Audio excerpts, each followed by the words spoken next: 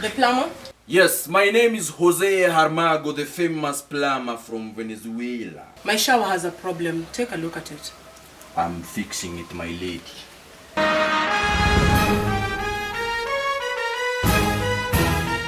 It is working, my lady. Thank you for your services.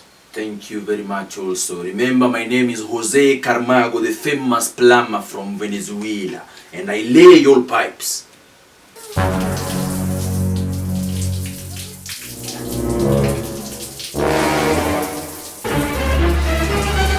Plumber! What is wrong with you? My lady, I am supervising the system. Plumber! You're still here!